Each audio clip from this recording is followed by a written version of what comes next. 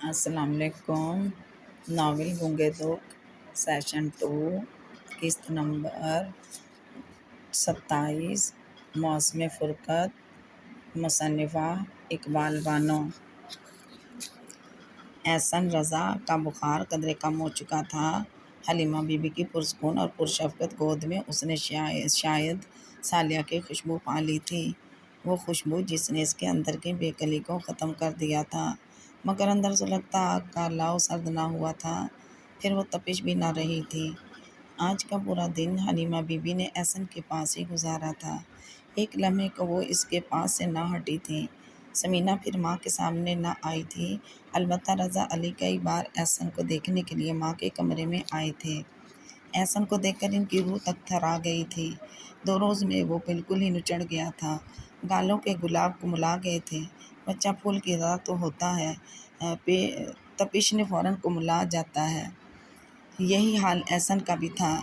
زریں اور Halima be be کی دیکھ بھال کا نتیجہ تھا کہ احسن کی طبیعت سنبھل گئی تھی، اور رات کو رضا علی نے کہا تھا، ماں جی میں احسن کو اپنے کمرے میں لے جاؤں؟ کیوں؟ انہوں نے ابرو چڑھا کر پوچھا۔ آپ نے سارا دن ذرا بھی آرام نہیں کیا، اب رات کو تو آرام سے سو لیں، میں احسن کو سنبھال لوں گا، اب تو اس کی طبیعت بھی ٹھیک ہے۔ انہوں نے فرط محبت سے بیٹے کی پیشانی چوم لی۔ تمہیں آرام کی زیادہ ضرورت ہے، میری فکر مت کرو، وہ بغیر کسی جذبے کے بولی۔ ماں جی آپ، رضا علی نے کہنا چاہا، میں احسن کی وجہ سے پریشان نہیں ہوں گی، تم ہمیشہ کی طرح پرواہ نہ کرو۔ آپ خفا ہیں مجھ سے؟ انہوں نے ماں کے سبھی چہرے کی طرف دیکھا، جہاں دکھ کی انجانی لہریں آپس میں مل رہی تھیں۔ تم نے مجھے یہ حق کب دیا؟ انہوں نے شکوہ کیا۔ ماں جی، رضا علی نے ماں کا ہاتھ تھام لیا اور لبوں سے لگاتے ہوئے بولے، ہاں یہ حق میں آپ کو دے بھی نہیں سکتا۔ ماں جی ساری دنیا مجھ سے خفا ہو جائے پر آپ کبھی خفا نہیں ہوئیے گا، میں آپ کی خفگی برداشت نہیں کر سکوں گا، میری زندگی کے تمام تر دکھوں پر آپ کی خفگی بھاری ہوگی، آپ کے احسن کی قسم کبھی مجھ سے خفا نہ ہوئیے گا۔ رضا علی دکھ سے بولے۔ ماں کی ممتا سینے میں تڑپ گئی۔ حلیمہ بی بی نے انہیں کھینچ کر سینے سے لگا لیا۔ ماں باری، ماں صدقے، میں کبھی تم سے خفا نہیں ہوں گی، اتنی بڑی قسم نہ دینا مجھے آئندہ کبھی، تم دونوں ہی تو میری آنکھیں ہو، دیکھتی ہوں تو ٹھنڈک سی پڑ جاتی ہے، میری روح شاداں فراں ہو جاتی ہے۔ اور رضا علی کی پیٹھ پر ہاتھ پھیرتے ہوئے نہایت محبت سے کہہ رہی تھی۔ انجانے کرب سے ہول کر رضا علی گیلانی نے آنکھیں زور سے میچ لیں، مباد آنسو نکل نہ آئے۔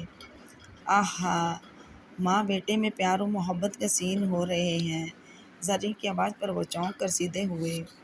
کوئی اعتراض؟ وہ مسکرائے۔ بھئی ہم کیوں اعتراض کریں؟ یوں بھی رضا بھائی یہ جو بوجی ہیں نا، مجھے پتہ ہے کہ مجھے جس قدر چاہتی ہیں اتنا کسی کو بھی نہیں چاہتی، وہ اترا کر بولی۔ اچھا؟ انہوں نے دلچسپی سے زریں کو دیکھا۔ مگر اب خطرہ ہے مجھے۔ وہ احسن کے قریب بیٹھ گئی۔ کیا خطرہ؟ رضا علی نے حیرت سے اسے دیکھا۔ ایک رقیب آ گیا ہے۔ زریں کے خوبصورت لبوں پر مسکراہٹ مچل گئی۔ کون؟ رضا علی کے ساتھ ساتھ ماں جی بھی اسے سوالیہ نظروں سے دیکھ رہی تھیں۔ یہ کیوٹ سا احسن، زریں نے ہنستے ہوئے کہا اور احسن کے ہاتھ چومنے لگی، پھر بولی، مگر رضا یہ کیوٹ سا بھائی، یہ رقیب مجھے بھی بہت پیارا ہے، پتہ ہے کیا دل چاہتا ہے میرا؟ رضا علی اور حلیمہ بی بی جواب کے لیے اسے دیکھنے لگے۔ اسے دل میں چھپا لوں؟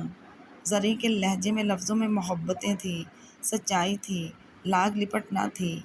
تم کتنے خوش قسمت ہو احسن کہ تمہیں سب ہی چاہتے ہیں، رضا علی دل ہی دل میں سوچ کر رہ گئے۔ جاؤ بیٹا اب سو رہو، گزری رات بھی تو نہیں سوئے ہوگے۔ حلیمہ بی بی نے پیار سے بیٹے کی طرف دیکھا۔ ہاں رضا بھائی، آپ آرام سکون سے سوئیں، احسن کی فکر نہ کریں، میں اور بوجی ہیں، اب تو ٹھیک ہے اور شام کو میرے ساتھ کھیل بھی رہا تھا، زریں نے بتایا۔ ٹھیک ہے، میں مطمئن ہوں۔ رضا علی مسکراتے ہوئے اٹھ کھڑے ہوئے۔ وہ خود کو بے حد ہلکا پھلکا محسوس کر رہے تھے۔ وہ اپنی خوابگاہ میں آئے تو سیل جیسا بوجھ ایک دم ہی دل پر آن گرا، دل چھلنی چھلنی ہو رہا تھا۔ آرام و سکون کس چڑیا کا نام ہے؟ یہ تو ان کی زندگی سے مقصود ہو چکا تھا۔ حالانکہ گزرے دن اور ساری رات وہ نہ سوئے تھے، مگر لگتا تھا آج بھی نیند آنکھوں کی مہمان نہ بنے گی۔ آج بھی آنکھوں کی سیج پر انتظار کے موسم سجیں گے، جو جگر کو چیریں گے اور روح میں شگاف ڈالیں گے۔ گزری پوری رات انہوں نے اور حلیمہ بی بی نے جا کر کاٹی تھی۔ حالانکہ احسن تو دوائی کھا کے اثر سے تمام رات نہایت سکون سے سویا رہا تھا۔ ماں جی کا تو صالحہ کا دکھ تھا، پھر مجھے تمام رات کی نیند کیوں نہیں آئی؟ اور اب بھی دل کا وہی عالم ہے، یہاں سے وہاں تک انجانی سی بے چینی کی چادر تن گئی ہے۔ اپنی بے کلی اور اضطراب کی وجہ تو انہیں خود بھی سمجھ نہ آ رہی تھی۔ انہیں لگتا تھا وہ سو گئے تو پھر نہ جاگ پائیں گے، آنکھیں بند کرتے تو سامنے ہی ایک چہرہ بن جاتا۔ انہیں اس چہرے کی پہچان تھی، وہ چہرہ جس پر بے تحاشا گداز تھا، وہ صالحہ کا چہرہ تھا۔ خوبصورت آنکھیں، لمبی اوپر کی جانب مڑی ہوئی پلکیں، کپکپاتے لب، رضا علی کے دل پر دھموکے سے لگنے لگے۔ انہیں تو آج کا کل نہ تارا یاد آ رہی تھی اور نہ ہی میرو اور راجو کی یاد ذہن پر دستک دے رہی تھی۔ بس لگتا یہ تھا کہ ساری دنیا میں صالحہ ہی ایسی ہستی ہے جس کی یاد کی زنجیر دل سے جڑی ہوئی تھی۔ آج کل دل و ذہن پر صرف اور صرف صالحہ خاتون چھائی ہوئی تھی۔ وہ یاد آتی اور بے تحاشا یاد آتی، تب رضا علی کے دل کی رگیں ٹوٹنے لگتیں، احساس شکست ان کی آنکھوں کے کونے بھگو دیتا اور اپنی حالت پر وہ خود بھی بے تحاشا حیران تھے۔ انہوں نے کبھی سوچا بھی نہ تھا کہ کبھی اس طرح صالحہ کی یاد، ان کا خیال رضا علی کے دل و ذہن کو آکٹوپس بن کر اپنے پنجوں میں جکڑے گا۔ کیا دل کی دنیا اتنی جلدی بھی بدل جاتی ہے؟ دلوں کی فضا اور موسم نامعلوم طریقے سے تبدیل ہو جاتے ہیں۔ وہ سمجھتے تھے کہ صالحہ کی ان کی زندگی میں کوئی اہمیت نہیں، صالحہ ان کی ایسی ہمسفر ہیں کہ وہ زندگی سے نکل بھی جائیں تو بھی زندگی کا سفر جاری و ساری رہے گا۔ مگر ایسا تو نہ ہوا تھا۔ انہیں لگتا جیسے وقت کا پہیہ ٹھہر گیا ہو، سماعتوں نے سانس روک لی ہو، آگے قدم ہی نہ اٹھ رہے تھے۔ اب پتہ چلا تھا کہ وہ خاموش رہ کر اپنی اہمیت جتا گئی تھی، اپنا آپ منوا گئی تھی۔ رضا علی گیلانی تو اس ضیم میں تھے کہ صالحہ کو تو انہوں نے اپنے دل تک پہنچنے والے راستے کی سیڑھی پر قدم نہیں رکھنے دیا، مگر ایسا تو نہ تھا۔ بعض لوگ اتنے تیز رفتار ہوتے ہیں جو سیڑھیوں والے راستے کی تلاش کے چکر میں پڑتے ہی نہیں۔ ان کے لیے سیڑھیاں کوئی اہمیت نہیں رکھتی، وہ تو جست لگا کر اپنی مخصوص جگہ پر پہنچ جاتے ہیں۔ ایسے ہی لوگوں میں صالحہ بھی تھی۔ انہیں تو رضا علی کے دل کی عمیق گہرائیوں میں اترنے کے لیے زینے کی ضرورت ہی نہ پڑی، وہ نہایت برق رفتار سے رضا علی کے دل میں اتر گئیں، وجود کے ہر خلیے میں گھس گئیں اور خون کی روانی میں رل مل گئیں۔ رضا علی کو تو خبر ہی نہ ہوئی، وہ تو نفرتوں کے بھاری قفل دل کے دروازوں پر ان کے لیے لگائے بیٹھے تھے۔ خبر بھی نہ ہوئی کہ کب قفل ٹوٹ گئے اور وہ دروازے کھول کر اندر آ گئیں۔ صالحہ کے جانے کے بعد رضا علی گیلانی نے سوچا کہ وہ دوسرے روز ہی طلاق نامہ بھیج دیں گے، مگر ان کا دل ہی نہ چاہ رہا تھا صالحہ کو طلاق دینے کے لیے۔ تھی نہ کس قدر حیران کن بات، یار بار بار روتی بلکتی التجا کرتی صالحہ خاتون ان کے سامنے آ جاتی، ملک صاحب کچھ بھی ہو مجھے طلاق مت دیجیے گا۔ آنسو بہاتے ہوئے ان کے خیالوں میں ہی صالحہ خاتون کہتی، مجھے ٹکڑے ٹکڑے کر دیں مگر اپنا نام میرے نام کے ساتھ لگائے رہنے دیں۔ یہ کیسی خواہش تھی، کیسی التجا تھی، جس میں حکم بھی تھا اور منت بھی۔ کیا تھی تم صالحہ، میرے اتنے سخت رویے کے باوجود بھی اپنے نام کے ساتھ میرا نام لگا رہنے دینا چاہتی تھی، آخر کیوں؟ گزرے روز میں انہوں نے بارہا یہ سوچا تھا، کیسی خواہش کر دی تھی صالحہ نے، اور پھر تو رضا علی کو لگا تھا جیسے ان کے دل کی بھی خواہش یہی ہو۔ صالحہ کو طلاق مت دینا رضا، کیا خبر وہ لوٹ آئے۔ کتنی مہم سی آس تھی جس کا دیا دل کے اتاق پر روشن تھا اور وہ اس دیے کو بجھنے نہیں دینا چاہتے تھے۔ کتنی اچھی تھی صالحہ تم، انہوں نے خود سے اعتراف کیا، کتنی قسمیں ہیں تو عورتوں کی، میری زندگی میں کئی عورتیں آئیں مگر صالحہ ان سب سے مختلف کیوں ہے؟ کس خمیر سے بنی ہوئی ہے یہ؟ دنیا کے کسی سرگرم کا اس پر کوئی اثر نہیں ہوا، میری طرف سے دیے گئے زخموں کو بھی اس نے بغیر کسی احتجاج کے قبول کر لیا، شاید اچھے دنوں کی امید پر، یا پھر اس کی زبان پر ہی تالے لگے ہوئے تھے۔ کبھی تو تم کچھ کہتی صالحہ، شاید تمہارا احتجاج میرے اندر لچک پیدا کرتا، شاید میں خود کو بدلنے کی کوشش کرتا، مگر تم احتجاج کر کے کیا کرتی؟ ایک بار کیا تو تم نے احتجاج اور میں نے وہیں تمہاری گردن دبوچ لی تھی جب تم نے سمینا کو علیحدہ گھر لے کر دینے پر احتجاج کیا تھا۔ پھر تم کبھی بھی تو کچھ نہ بولی۔ کاش بولتی، مجھ سے لڑتی جھگڑتی۔ سوچتے سوچتے رضا علی کی گیلانی کی کن پٹیاں سلگنے لگی تھی۔ اصل میں جب انسان کسی کو اچانک ایک دم پسند کرنے لگتا ہے اور وہ انسان ہمیشہ کے لیے چھن جاتا ہے تو یہ چھن جانے کا احساس بہت ظالم ہوتا ہے۔ یہ احساس کرب کی صورت دل میں گڑ جاتا ہے۔ رات گزر گئی تھی اور رضا علی ایک لمحے کے لیے بھی بستر پر نہ لیٹے تھے۔ کھڑے کھڑے ان کے پاؤں سن ہو گئے تھے۔ تبھی اذان کی آواز پر انہوں نے کھڑکی پر سے سر ٹکا دیا، آنکھیں موندیں اور پھر کھول لیں۔ خوابگاہ میں صالحہ کی خوشبو ان کے احساسات پر کوڑے برسانے لگی تو وہ حویلی سے نکلتے چلے گئے۔ جب رضا علی گیلانی کی آنکھ کھلی تو 2 راتوں کے جاگے ہوئے تھے۔ صبح ڈیرے پر آ کر ایسے سوئے تھے کہ کچھ خبر ہی نہ تھی۔ بخشو کو انہوں نے کہہ دیا تھا کہ انہیں بالکل بھی ڈسٹرب نہ کیا جائے۔ وہ کئی بار انہیں دیکھنے آ چکا تھا کہ جاگے ہیں یا نہیں۔ اتنی لمبی نیند، کب کی نیندیں پوری کر رہے ہیں ملک جی؟ بخشو سوچ کر رہ گیا۔ رضا علی بستر سے اٹھ کر کمرے سے محلقہ باتھ روم میں چلے گئے۔ ان کا جوڑ دکھ رہا تھا۔ شاور لینے سے شاید کچھ آرام آ جائے، یہی سوچ کر انہوں نے شاور لیا اور پھر تولیے سے بال خشک کرتے ہوئے کمرے میں آئے اور بیڈ کے ساتھ لگی بیل کا بٹن پش کر دیا۔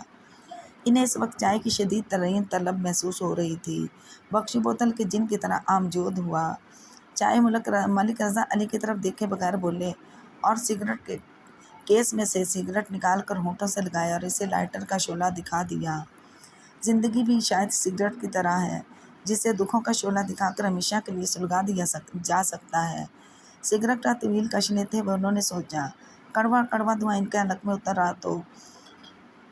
اندر اترا تو عجیب سے سکون کا احساس رگوں پہ مسرایت کر گیا۔ تب یہ بخشو چائے لے آیا، میز پر ٹرے رکھ دی اور پھر کپ رضا علی کو تھما کر ایک طرف ہاتھ باندھ کر ہمیشہ کی طرح کھڑا ہو گیا۔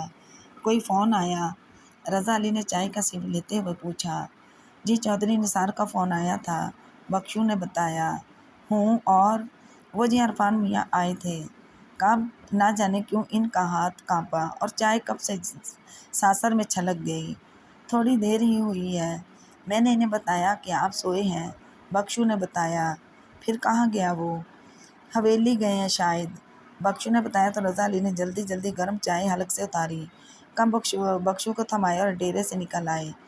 جیپ پورچ میں روک کر انجن بند کیے بنا ہی وہ تیز تیز قدموں سے چلتے ہوئے ماجی کے کمرے میں گھستے ہی چلے گئے، مگر دوسرے ہی لمحے انہیں ٹھٹک جانا پڑا۔ بالکل سامنے ہی تو عرفان ماجی کے سینے سے لگا کھڑا تھا اور اس کا وجود جھٹکے کھا رہا تھا۔ وہ یقیناً رو رہا تھا اور حلیمہ بی بی کی آنکھیں بھی آنسوؤں سے لبریز تھیں۔ وہ عرفان کی پیٹھ تھپکتے ہوئے کہہ رہی تھی، صبر کرو پتر، مقدر میں یہی لکھا تھا، ہم اس لوح محفوظ میں لکھے فیصلوں کو نہیں دیکھ سکتے نا۔ عرفان تم کتنے خوش قسمت ہو، تمہیں تو رونے کے لیے اماں جی کا کندھا مل گیا۔ مجھے دیکھو، میں تو رو بھی نہ سکا کیونکہ میرے لیے ایسا کوئی مہربان کندھا نہ تھا اور نہ ہے۔ رضا علی گیلانی لمحے 1000ویں حصے میں سوچ کر رہ گئے۔ میں بھی کہوں صالحہ احسن کو چھوڑ کر چلی گئی تو اتنی بڑی بات ہو گئی ہے اور تم نہیں آئے، نہ ہی تمہارے گھر سے کوئی آیا۔ مجھے حیرت تھی اور دکھ بھی۔ حلیمہ بی بی کے لہجے میں عرفان کے لیے محبت کا امرت گھلا ہوا تھا۔ انہوں نے عرفان کا چہرہ دونوں ہاتھوں میں تھام کر اس کی پیشانی چوم لی۔ اس کے لیے حلیمہ بی بی کے انداز میں اور دل میں محبتیں ہی محبتیں تھیں۔ انہیں ذرا بھی یہ صدمہ نہ تھا کہ اس شخص نے ان کی بیٹی کو طلاق دے دی ہے۔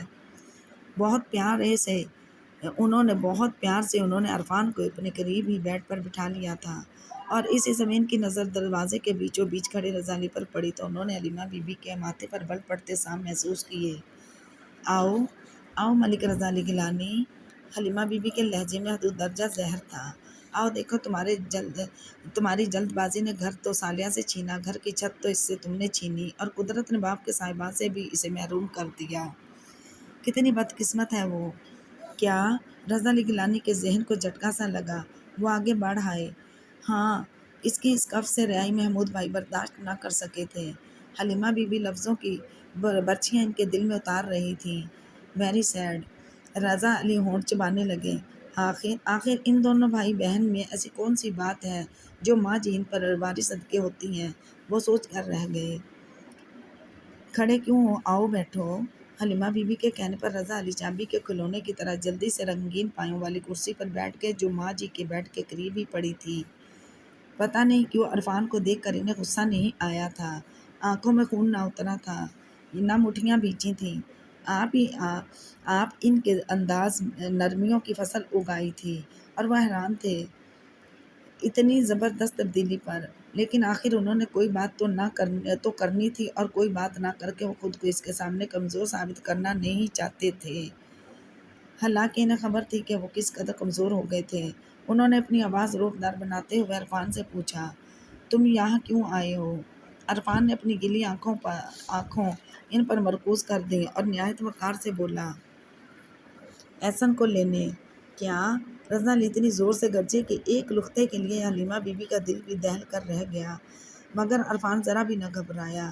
شاید وہ اس قسم کی ساری سچویشن کے لیے خود کو تیار کر کے آیا تھا۔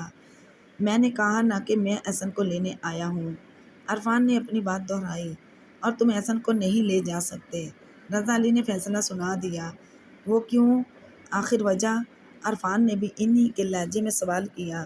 ایسا لہجہ، ایسا انداز کب ہوا تھا اس کا؟ وہ تو ہمیشہ رضا علی گیلانی کی بات اور فیصلے پر اثبات میں سر ہلا دیا کرتا تھا، اور آج وہ وجہ پوچھ رہا تھا۔ میں نے تم سے وجہ پوچھی کہ تم نے سمینہ کو طلاق کیوں دی؟ انہوں نے کڑے تیوروں سے اسے دیکھا۔ آپ پوچھیں بتاؤں گا، عرفان اطمینان سے بولا۔ اتنی ہمت ہے کہ سچ بتاؤ؟ رضا علی کی آنکھیں خون رنگ رہی تھیں۔ یہی تو بتانے آیا ہوں ملک صاحب، مجھے بتاؤ گے کیا؟ سب پتہ ہے مجھے، وہ بے پرواہی سے بولے۔ کیا پتہ ہے؟ عرفان نے ان کی آنکھوں میں دیکھا۔ یہی کہ تمہاری آنکھوں میں چربی چڑھ گئی ہے، پروموشن کیا ملی تم آپے ہی میں نہ رہے، سمینہ کو اولاد نہ ہونے کا ذمہ دار ٹھہرانے لگے، کتنا بودا جواز ڈھونڈا تم نے علیحدہ ہونے کا۔ ارے تم ہو ہی کیا، تم جتنی تنخواہ تو میرے ایک معمولی ڈرائیور کی ہے۔ غلط ہے یہ، عرفان ہاتھ اٹھا کر ان کی بات کاٹ کر بولا۔ پھر صحیح کیا ہے؟ رضا علی نے اس کی آنکھوں میں دیکھتے ہوئے پوچھا۔ صحیح یہ ہے کہ میں نے سمینہ کو اس کی خواہش پر طلاق دی ہے۔ اس کی خواہش پر؟ حلیمہ بی بی نے حیرت سے پہلے عرفان کو دیکھا، پھر رضا علی کو، جو خود بھی حیرت کے سمندر میں غوطہ زن تھے۔ عرفان نے ان کی حیرت کی پرواہ نہ کی اور اپنے دل کے سارے زخم لفظوں میں بیان کرتا چلا گیا۔ میں اس قدر بے وقوف نہ تھا کہ خود اسے طلاق دے دیتا، مجھے پتہ تھا ایسا کرنے سے میری بہن کا گھر اجڑ جائے گا۔ اگر مجھے سمینہ کو طلاق دینی ہوتی تو بہت پہلے یہ کر گزرتا۔ یہ درست ہے کہ سمینہ سے شادی کے بعد بہت جلد مجھے یہ احساس ہو گیا تھا کہ میں نے غلطی کی ہے، مگر میں اس غلطی کو نبھاتا رہا، اس توقع پر کہ سمینہ کبھی تو مجھے شوہر سمجھے گی۔ مجھے اپنی بہن کا گھر عزیز تھا، لیکن آپ کی بہن نے اپنے بھائی کے گھر کو آگ لگاتے ہوئے کچھ بھی نہ سوچا۔ وہ محبت میں پھر اندھی ہو گئی تھی۔ تم جھوٹ بولتے ہو۔ رضا علی مٹھیاں بھیجتے ہوئے اٹھ کھڑے ہوئے، ان کی آنکھیں لہو رنگ ہو گئی تھیں۔ آپ اسے بلا لیجئے، عرفان نے مشورہ دیا۔ ہاں بلاؤ اسے، سچ اور جھوٹ کا پتہ چل جائے گا۔ حلیمہ بی بی نے عرفان کی طرف داری کی۔ لالا، آپ مانیں میری بات، میں خدا کی قسم جھوٹ نہیں کہہ رہا۔ اسے بلائیں تاکہ وہ میرے سامنے ہی آپ کو بتا دے کہ نادر خان لغاری پھولوں اور گجروں کی زبان میں اسے کون سے سنہرے خواب دکھاتا رہا ہے۔ چاہتے ہوئے بھی عرفان اپنے لہجے کو طنز سے باز نہ رکھ سکا، مگر رضا علی گیلانی کو لگا تھا جیسے چھت ان پر آ رہی ہو۔ نادر خان لغاری، بھلا اس نام سے وہ کب نہ آشنا تھے؟ یہ نام ان کے خاندان کے ایک فرد کا نام تھا، اور اس نام کے حوالے سے انہیں اور بہت سے نام بھی یاد آ گئے۔ وہ کرسی پر ڈھسے گئے۔ تو کیا نادر؟ رضا علی سن ہی تو ہو کر رہ گئے تھے۔ یہ کیسے ممکن ہے؟ وہ بڑبڑائے تو عرفان ہنستا اور بولا، آپ کی بہن کو بھی سیاستدانوں کی طرح وفاداریاں اور محبتیں بدلنے کا خبت ہے۔ جہاں پلڑا بھاری دیکھا ادھر ہی لڑک گئے۔ بیٹا تمہیں غلط فہمی تو نہیں ہوئی نا؟ حلیمہ بی بی کی نحیف آواز ابھری۔ ان کی آواز میں ہلکی سی بے چینی تھی۔ ماں جی، جب مجھے پتہ چلا تھا تب مجھے بھی یقین نہ آیا۔ ماں جی وہ تو بہت بدل گئی تھی۔ آپ یقین کریں، میں بینک چلا جاتا اور وہ نادر خان کے ساتھ گھومنے چلی جاتی اور میرے آنے سے پہلے ہی لوٹ آتی، اور ایک روز میں جلد آ گیا تو وہ موجود نہ تھی، اور جب آئی تو نادر خان کے ساتھ ہی۔ میری باز پرس پر اس نے صاف کہہ دیا کہ وہ طلاق چاہتی ہے۔ عرفان دکھ سے بولا، تم ہمیں تو کہتے۔ ماں جی نے کہا۔ ماں جی وہ سمجھنے اور سمجھانے کی منزل سے نکل چکی تھی۔ وہ وہی کرتی ہے جو وہ اپنے دل کے لیے صحیح سمجھتی ہے، اپنا فیصلہ اٹل بناتی ہے۔ ماں جی، آپ سے شرمندہ ہوں کہ مجھ سے آپ کو دکھ ملا۔ عرفان نے حلیمہ بی بی کا ہاتھ تھام کر آنکھوں سے لگا لیا اور بلک پڑا، آخر آخر اس نے ایسا کیوں کیا؟ تمہارا کیا قصور تھا جو وہ الگ ہو گئی؟ حلیمہ بی بی دھیرے سے بولی، میرا قصور؟ عرفان کے لب کانپے۔ صرف ایک ہی قصور تھا کہ میں اس کے ساتھ رہتے ہوئے اپنے والدین کو نہ بھول سکا، اور یہی بات اسے بری لگی تھی۔ وہ کبھی بھی ابا میاں کے گھر میں میرے ساتھ نہیں گئی۔ میں نے اس کی بات مانی، اس نے جس طرح چاہا میں نے اس کے بنائے ہوئے سانچے میں ڈھلتا ہوا چلا گیا، اور جب اس نے طلاق مانگی تو اپنے گھر کے تنکے بچانے کے لیے میں نے اس کی یہ شرط بھی مان لی کہ میں نوکری چھوڑ کر اس کی خواہش پر موٹروں کا شو روم کھول لوں گا، کوئی بزنس کر لوں گا، جو وہ کہے گی کروں گا۔ مگر ماں جی، وہ بہت ضدی ہے۔ اس نے میرے جڑے ہوئے ہاتھوں کا بھی احساس نہ کیا، بقول اس کے کہ وہ مزید مڈل کلاس ذہنیت کے مرد کے ساتھ نہیں رہ سکتی، وہ دوبارہ اپنوں میں جا کر معتبر ہونا چاہتی ہے۔ عرفان سر جھکائے ہاتھ مسلتے ہوئے دھیرے دھیرے کہہ رہا تھا۔ حلیمہ بی بی بے قراری سے ہونٹ کاٹ رہی تھی، جبکہ رضا علی گیلانی کے دل میں تو عرفان کے جملے سوئیوں کی طرح چبھ رہے تھے، اور ان کے دل میں بیٹھی صالحہ خاتون سسک رہی تھی۔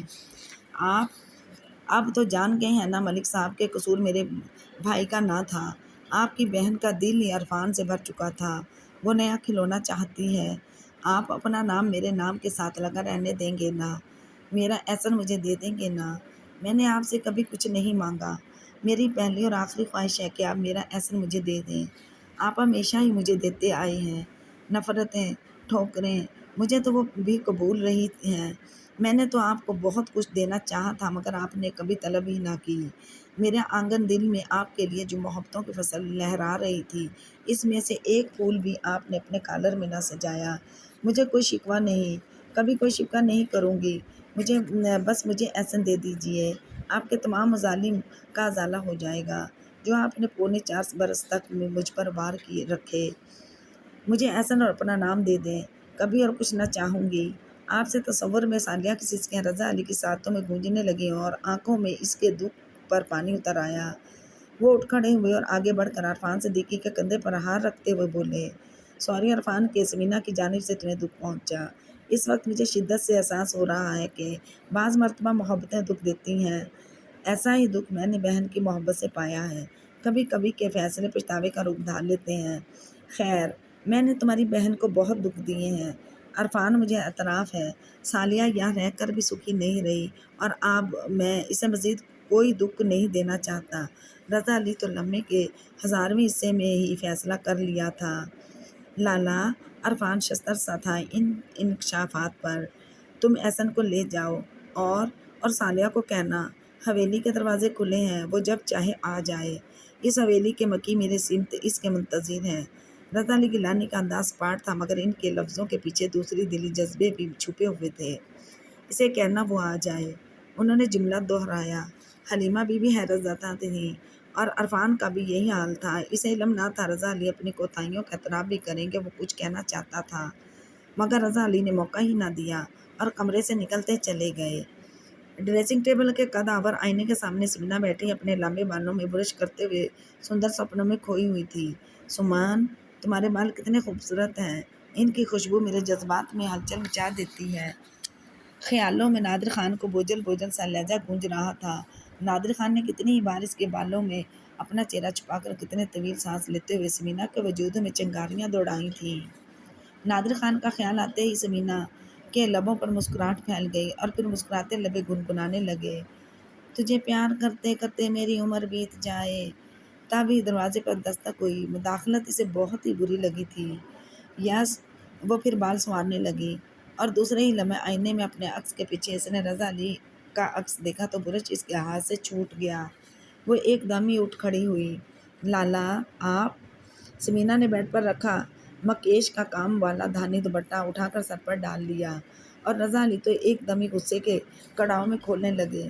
انہوں نے سمینا کو دیکھا، دھانی سوٹ میں مکمل زیورات کے ساتھ میک اپ کیے وہ اتنی سنوری ہوئی تھی جیسے کہیں جا رہی ہو۔ ان کا جی چاہا سمینا پر لاتوں اور گھوسوں کی بارش کر دیں۔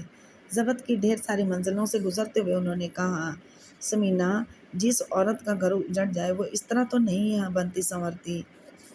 لالا سمینا کچھ کہہ نہ سکی اور نہ ہی اسے اس جملے کے پیچھے چھپا مطلب سمجھ آیا تھا، اس لیے کہ اسے تو معلوم ہی نہ تھا کہ عرفان یہاں آ گیا ہے، ورنہ وہ بھائی کے تیوروں سے سب کچھ جان جاتی۔ اور جو عورت اپنے گھر کو خود پھونکے وہ سنورتی بھی ہے اور گنگناتی بھی ہے۔ تم بتاؤ تم نے یہ سنسار کیوں کیا ہے؟ تم نے یہ سنگار کیوں کیا ہے؟ کس کے لیے سنورتی ہو؟ شوہر نے تو تمہیں چھوڑ دیا ہے، پھر کس کے آنے کی آس میں سنگار کرتی ہو؟ بن ٹھن کر اس کا سواگت کرنے کی خواہش مند ہو۔ رضا علی گیلانی کے لبوں سے لفظوں کی صورت پتھر برس رہے تھے۔ بھائی کا یہ روپ سمینا کے لیے بالکل نیا اور انوکھا تھا۔ بھلا وہ اس انداز اور لہجے کی کب عادی تھی؟ اور رضا علی کہہ رہے تھے، تمہیں پتہ ہے ہمارے ہاں نسل در نسل سے طلاق یافتہ عورت کے ساتھ کیسا سلوک ہوتا آیا ہے؟ وہ لفظ چبا چبا کر بول رہے تھے۔ سمینا پوری جان سے کانپ گئی۔ اسے علم تھا اپنے خاندان میں طلاق یافتہ عورت کا انجام، اس سے زندگی کی ہر سہولت چھین لی جاتی تھی، مارے غیرت اور شرم کے وہ گھر کے کسی فرد کا سامنا نہ کرتی تھی، ساری زندگی چھوت جیسی گزار دیتی۔ تبھی تو ان کے خاندان میں مرد کے ڈھیروں مظالم سہنے کے باوجود عورت اف نہ کرتی کہ کب طلاق کا طوق گلے میں ڈال دیا جائے اور مرتے دم تک اس طوق کے بوجھ سے گردن جھکی رہے۔ لالا اب وہ زمانہ نہیں، وہ ساری ہندوانہ رسمیں ہیں جو ہم نے اپنائی ہیں، حد سے زیادہ پابندیاں برداشت کے بند توڑ دیتی ہیں۔ میں چاہتی ہوں کہ آپ لوگ لڑکیوں کا حق دیں کہ وہ اپنی مرضی سے اپنی پسند سے زندگی گزاریں۔ سمینا نے ہمت کر کے کہہ دیا، یہ تم کہہ رہی ہو؟ ان کے جسم میں سنسناہٹ ہونے لگی۔ جی لالا، آج کی لڑکی بے زبان نہیں ہے، وہ اپنے حق کے لیے لڑنا جانتی ہے اور اسے اس کا حق ملنا چاہیے۔ سمینا نے کہا، کیسا حق؟ کون سا حق؟ خود فیصلے کرنے کا اختیار دیں اسے۔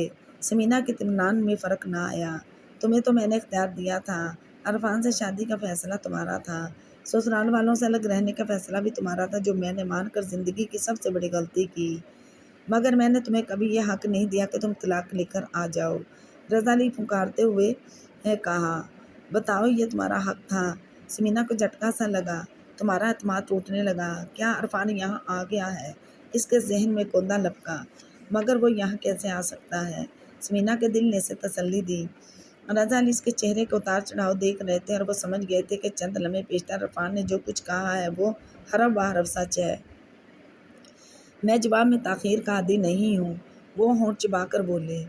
آپ کو بتایا تو تھا کہ اس نے مجھے طلاق دی ہے۔ سمینا کا لہجہ مدھم اور سر جھکا ہوا تھا۔ کیا کوئی دوسری عورت تم دونوں کے درمیان آ گئی تھی؟ وہ پوچھ رہے تھے۔ نہیں۔ یہ لفظ سمینا کے لبوں سے گولی کی طرح ادا ہوا۔ تو کیا کوئی مرد؟ رضا علی نے مٹھیاں بھینچ لیں۔ سمینا نے ایک دم ہی جھکا ہوا سر اٹھایا۔ رضا علی نے اس کی آنکھوں میں لہراتے خوف کے سائے صاف طور پر محسوس کر لیے تھے۔ انہوں نے قدم آگے بڑھایا تو سمینا پیچھے ہٹ گئی۔ اس کو رضا علی سے خوف آ رہا تھا، جن کی آنکھوں میں سے لہو ٹپک رہا تھا اور چہرہ غصے کے تمازے سے سرخ ہو رہا تھا۔ وہ آگے بڑھتے آ رہے تھے اور سمینا پیچھے ہٹتی جا رہی تھی۔ مارے خوف کے سمینا کی آنکھیں پھٹی جا رہی تھیں۔ رضا علی کے تیور سے بہت خطرناک لگ رہے تھے۔ پیچھے ہٹتے ہٹتے وہ دیوار سے جا لگی اور رضا علی اس کے قریب پہنچ کر رک گئے۔ آج مجھے ادراک ہوا ہے کہ قدیم عرب کے لوگ بیٹیوں کو کیوں زندہ دفن کر دیا کرتے تھے۔ اچھا کرتے تھے وہ، انہیں پتہ تھا کہ ان کی لڑکیوں کو زبان ملی تو اپنے حقوق کا پرچار کرتے ہوئے اپنے باپ دادا کی عزت کو چھالتی پھریں گی، جیسے تم نے کیا۔ سمینا تم نے عرفان کو چاہا اور اپنانے میں میں نے مدد کی، سارے خاندان کی مخالفت مول لے کر تیرے تیر اپنے سینے پر روکے، مگر تمہاری خوشی کی خاطر زخم سہتا رہا، مگر یہ تم نے مجھے اتنا بڑا زخم دیا ہے کہ تھوکا چاٹ کر تم نے میری پور زخمی کر دی ہے۔ رضا علی نے اسے، مگر یہ تم نے مجھے اتنا بڑا زخم دیا، تھوکا چاٹ کر تم نے میری پور زخمی کر دی ہے۔ رضا علی نے اسے دونوں بازوؤں سے پکڑ کر جھنجھوڑ ڈالا۔ بتاؤ کیوں بڑھی تھی تم ان راستوں کی جانب جن کو چھوڑ کر عرفان کو اپنایا تھا؟ تو لالا کو پتہ چل چکا ہے۔ سمینا کی آنکھوں سے خوف کی پرچھائیاں کم ہونے لگیں، اس کا اعتماد لوٹ آیا۔ رضا علی نے اس کی آنکھوں میں چھپا سوال پڑھ لیا، ایسی باتیں کب تک چھپی رہ سکتی ہیں؟ مجھے صرف اتنا بتا دو کہ نادر کی جانب تم کیا سوچ کر بڑھی تھی؟ یہی کہ ہم پھر ایک ہو جائیں، رتن پور والوں سے ناطا جڑ جائے کہ اپنوں سے بچھڑ کر انسان نامعتبر ہو جاتا ہے۔ یعنی تمہارے دل کی کوئی مجبوری نہیں تھی۔ اس کے بازوؤں پر رضا علی کی گرفت ڈھیلی ہو گئی۔ شاید سمینہ نے سر جھکا لیا تو وہ پھر بھپر ہی تو گئی۔ تم کون ہوتی ہو سلسلے جوڑنے والی؟ اور اگر تم دوبارہ پھپھو سے راستہ استوار کرنا چاہتی تھیں تو یہ گھٹیا طریقہ اپنانے کی کیا ضرورت تھی؟ رتن پور چلی جاتی اور پھپھو سے معافی مانگ لیتی۔ وہ تمہیں بہت چاہتی تھی، پھر سے سلسلے جڑ جاتے۔ کیا میں غلط کہہ رہا ہوں؟ پتہ نہیں، سمینہ کی سمجھ میں کچھ نہ آیا۔ یوں کہو کہ پھپھو سے زیادہ تمہیں نادر میں کشش نظر آتی ہے۔ پھپھو کی محبت اتنی زور آور نہیں کہ تم اپنا گھر اجاڑ لو۔ کہتے ہیں نا کہ وقت کے ساتھ ساتھ پسند بھی بدلتی ہے، تو تم نے بھی اس بات کو سچ کر ڈالا۔ مجھے تم سے یہ امید نہ تھی کہ تم پھر مجھے آزمائش میں ڈالو گی۔ I hate you Samina, I hate you. Raza Ali نے اس کی طرف سے رخ موڑ لیا۔ لالا، آپ میری مجبوری نہیں سمجھ سکتے۔ سمینہ رو دی۔ کیسی مجبوری؟ رضا علی نے ترچھی نظروں سے اسے دیکھا۔ میں عرفان کے ساتھ نہیں رہ سکتی تھی، وہ سسکتے ہوئے بولی۔ کیوں؟ وہ گررائے۔ وہ تو تمہاری پسند تھا، اس کے بغیر تم زندہ رہنے کا تصور نہ کر سکتی تھی، پھر اتنی جلدی دل بھر گیا تھا۔ وہ بہت بدل گیا ہے، سمینہ نے بتایا۔ بدل گیا ہے؟ ہاں، مجھے تو اس میں کوئی تبدیلی نظر نہیں آتی۔ لالا، میں اس کے ساتھ مزید رہتی تو مر جاتی۔ مجھے زندگی سے پیار ہے، میں زندہ رہنا چاہتی ہوں، وہ بولی۔ مر جاتی تم؟ ہاں، رضا علی ہنسے۔ سمینہ، وہ تو نہیں مری جس کی بوٹی بوٹی میں نے زخمی کر دی تھی، لفظوں سے، رویوں سے۔ ہاں، سالیہ تو زندہ ہی رہی، کبھی اس نے موت کی خواہش نہیں کی، میری نفرتوں کی آگ میں جھلستی رہی مگر کبھی اف نہ کی۔ اس کی تربیت ہی ایسی تھی، وہ جس گھر میں بیاہ کر آئی تھی وہیں سے مر کر نکلنا چاہتی تھی، مگر تم رضا علی آواز میں دکھ بولنے لگے۔ سالیہ میں اتنی قوت تھی کہ وہ برداشت کرتی رہی، اور کسی قوت برداشت کو آزمانا گناہ ہے۔ میں پورے پونے 4 برس تک یہ گناہ کرتا رہا، اور اس گناہ کی سزا قدرت نے دی ہے۔ مہرہ تم ہی بنی ہو۔ وہ تو اپنے بھائی کی خاطر مصلوب ہوتی رہی، تم اپنے بھائی کے آشیانے کے تنکے نہیں بچا سکی تھی۔ وہ پوچھ رہے تھے۔ لالا، ابھی آپ نے کہا کہ آپ نے کبھی سالیہ بھابھی کو نفرتوں کے علاوہ کچھ نہیں دیا۔ اب تو اچھا ہے کہ سمینہ کہنا چاہتی تھی کہ مگر انہوں نے اس کی بات کاٹ دی۔ مگر تمہیں کیا پتا کہ میں نے شدید نفرت میں وہ محبت کبھی محسوس نہیں کی جو اس کے جاتے ہی میرے دل کے چشمے سے پھوٹ نکلی ہے۔ وہ بے حد تھکے تھکے اور شکستہ لگ رہے تھے۔ لالا، سمینہ نے کہنا چاہا۔ مت کہو مجھے لالا، وہ گرجے۔